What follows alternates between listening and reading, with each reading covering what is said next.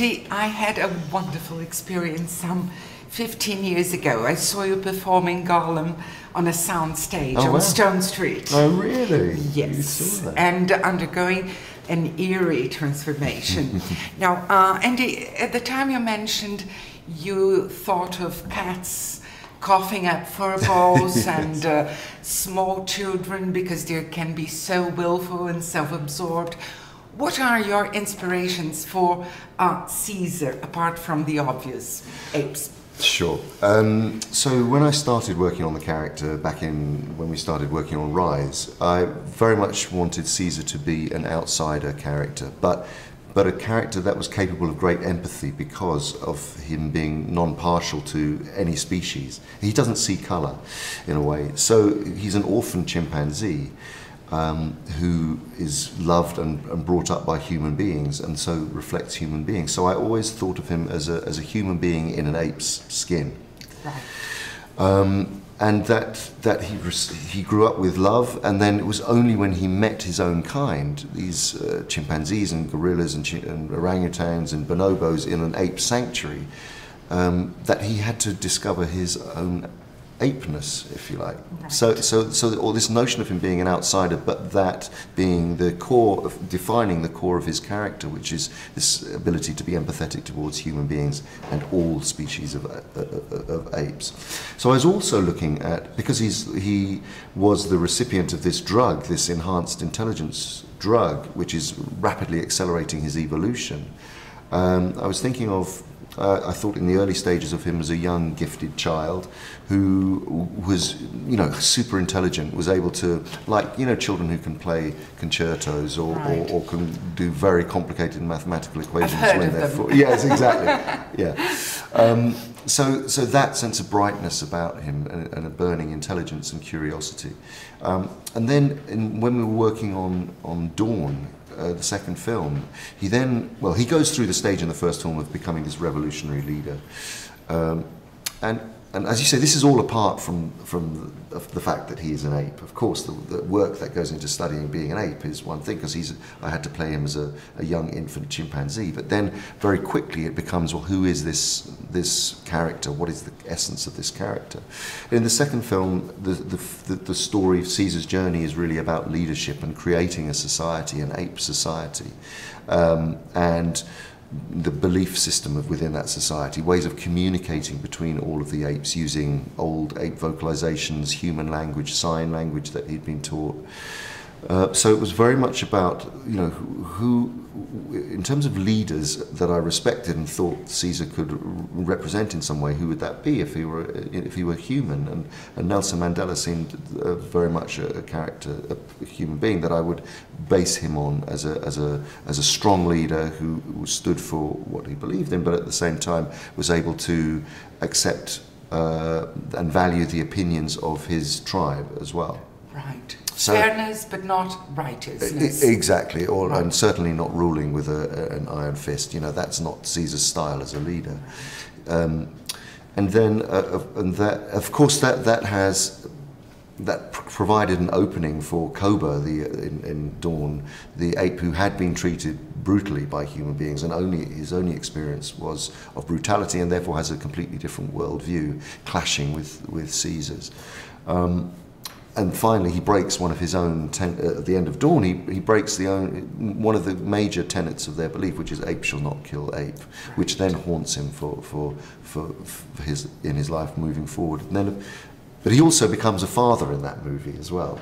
And so it's all the time, as he is evolving, he is becoming more human-like. And in the way that he expresses himself, the way that he carries himself physically, his intelligence, his emotional intelligence, and his linguistic skills.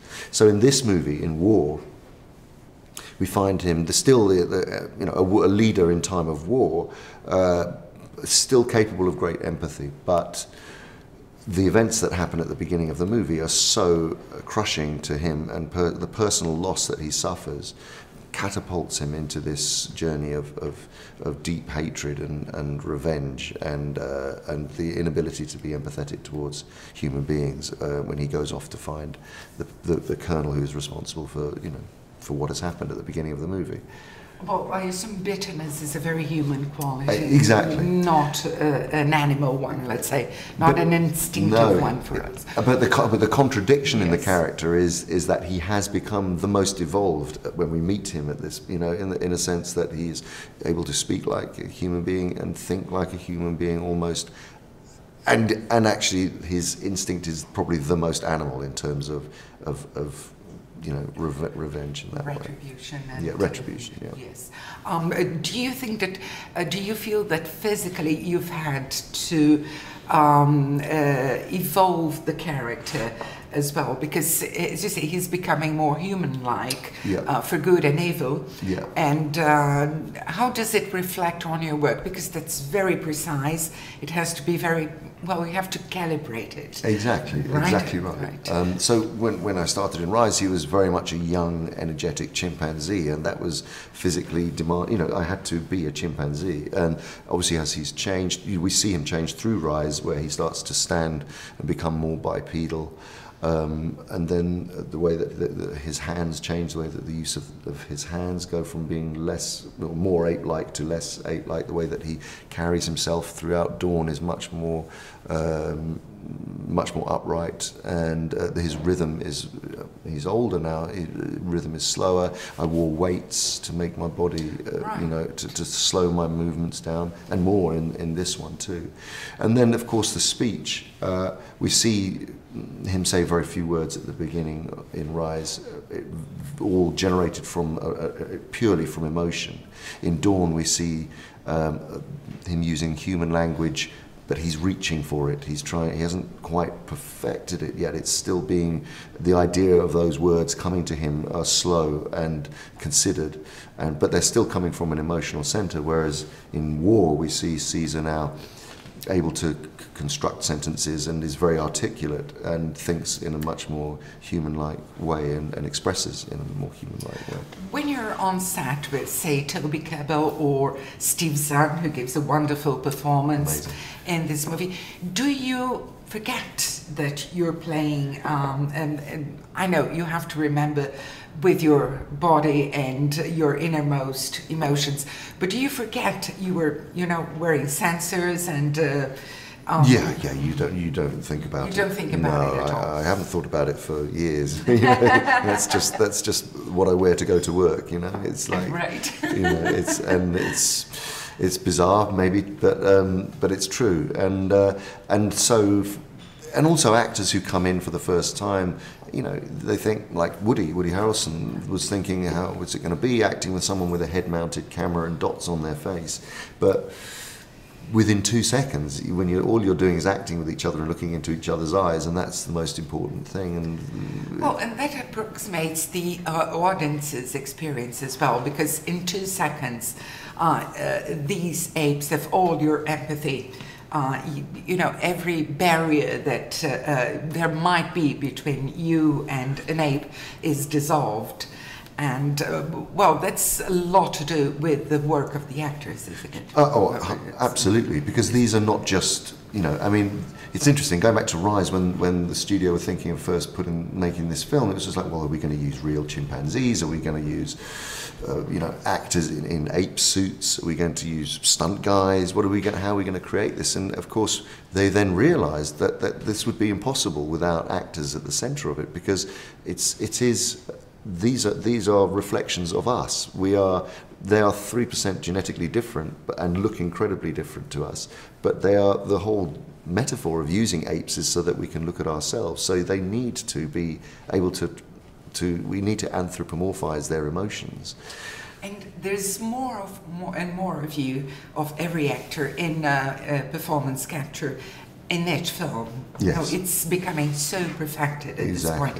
And there's a grassroots movement that it should be eligible for the Oscars, and it seems only natural. I mean, if you are eligible wearing makeup or prosthetics, why not performance capture? Absolutely. Right? Where do you see yourself on that debate? I mean, it would be nice to be nominated for an Oscar, wouldn't it? It would be lovely to be nominated for an Oscar. It would be. What's more important is the understanding that you had when you came to watch what was going on set 15 years ago. Was you know, the process of whether I was wearing makeup and costume or not is irrelevant.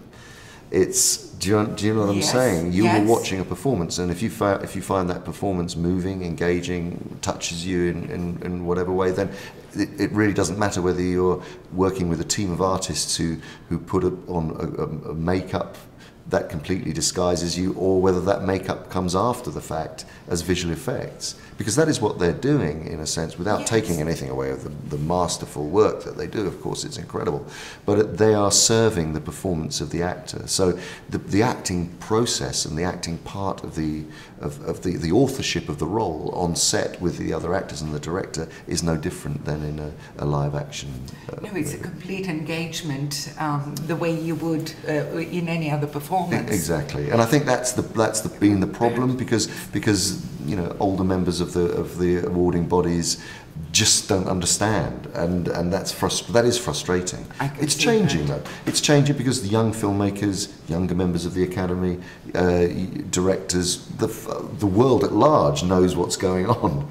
They can see it. I mean, all the YouTubers and the bloggers and the fans, and they know what it is. They know what it is. It's just that there's a certain section of the you know, the awarding bodies, and you know, BAFTA and Golden Globes and Academy. They're just not in touch. So then that's no, they are. You know, it's taking them some time to catch on to what's happening. And it's, you know, wonderful performance, a wonderful performance in a very strong movie. Were you left, you know, exhausted after it? It always takes time to decompress after playing. Okay. And also in this particular journey was very personal. The emotions were very close to me, you know, in terms of.